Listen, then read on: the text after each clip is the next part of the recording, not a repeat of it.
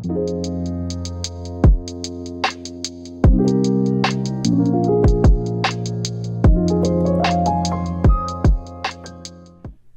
everybody, welcome back to the Pressing Matters. I'm Scott. Thank you for tuning in today. Thank you for your support.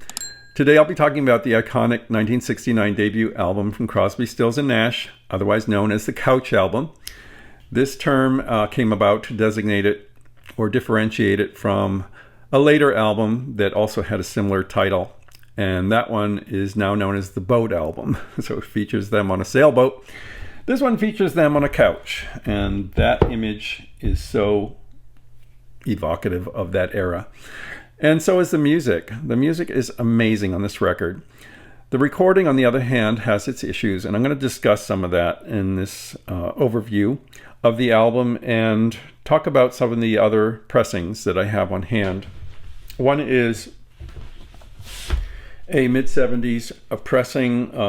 It's not on a textured jacket. I'll give the details of the dead wax in the description box. Another is Bernie Grundman's 33, which is my reference copy. And another one is Krieg Wunderlich's One Step, which I reviewed about a year ago when it came out. And I noticed, I went back in my timeline and I looked at the date of that, and right after that my system changed dramatically. I got a new cartridge, a very upgraded cartridge. I also got a great phono stage in the Modrite PH 9.0, and I went to an all-tube integrated amp. So I wanted to revisit the One Step definitely in this comparison to make sure that my assessment was correct, because the tonality of my system has changed a little bit. The issues with this recording are, ironically, surrounding the harmonies. For a group that's well known for their beautiful harmony work, the way that they were recorded on this album has issues. They apparently were all singing around one mic. So when all three of them are singing a harmony part, there is a bit of distortion and graininess in those vocals. It's scattered throughout the album. It doesn't matter where. It's not just end of side cuts, it's everywhere. And you have to accept this fact if you are going to enjoy this album. You have to kind of move beyond that and get into the actual songs and the instrumental performances.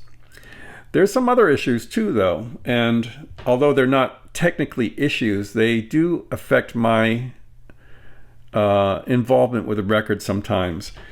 The organ sound has a built-in kind of distorted sound that was very common in that era. It's sort of that acid-soaked vibrating sound that comes across as distorted. When combined with those vocals and perhaps a distorted guitar, electric guitar, you get kind of a sonic mess. And like I said, you have to look past all these things to really enjoy this. And it's worth it.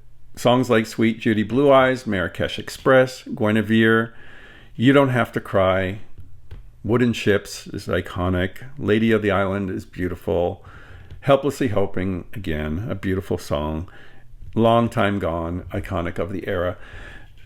It's something you have to accept. And some of these pressings do it better than others, but all of them have it. And for better or worse, that is what you get. It is what it is. The original pressing I listened to first as a reference. I was surprised. It came across really well, very fresh sounding, and it probably is a bit fresher than the tape at the time that Bernie did it or Craig did it. It has an immediacy and presence that is very, very attractive, and I thought it was an excellent baseline for me to go forward with the rest of them. Bernie's 33, which I reviewed up against the Utradisc One Step back then. I preferred this one, but it wasn't without its issues. It had a bit of a boominess to the bass, and that was even more apparent now that I have all tubes in the system. Still, it is improved improvements over the original pressing, a little more open sounding, and doesn't do any harm. It doesn't try to correct any of the sonic problems with the vocals and so forth. It just gives it a little bit of a facelift. It sounds really good. It was my reference for many years. The One Step wasn't as bad as I painted it in that first video. It was still, it still had some issues, but it does have some benefits too. Wonderful separation and clarity in many of the parts. Now, there's only so much that can be done with the group vocals, and it does seem like they tried to minimize that distortion on the group vocals. Occasionally it works, occasionally it doesn't, but what happens is it kind of tips up the whole presentation, so it comes off as a little bright sounding and a bit disembodied. The voices don't have the body that they should, and for all its other benefits, bass is really clean and nice sounding on that.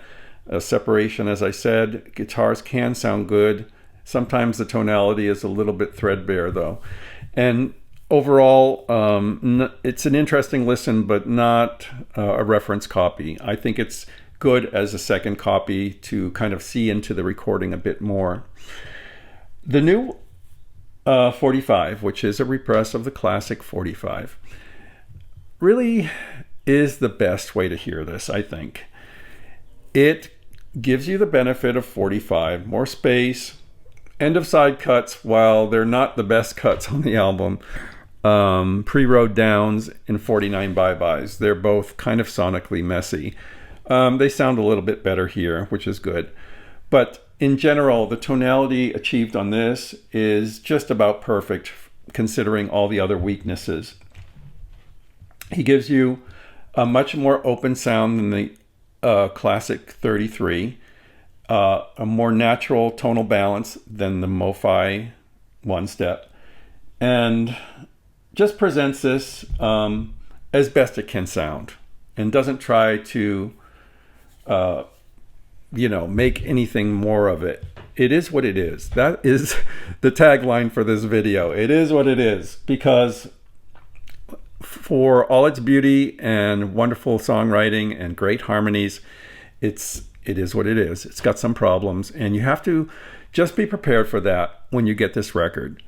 If you are already familiar with it and you know what to expect, you're going to hear the best presentation of this album on the Atlantic 45. I think Bernie nailed it when he did the 45 for classic. I had never heard it, and I'm so glad to have it in my collection now. It will become my reference copy for sure. So those are my thoughts on the Atlantic 75 series release. Let me know what you think in the comments. Until next time, I'm Scott for the Pressing Matters. Have a great day.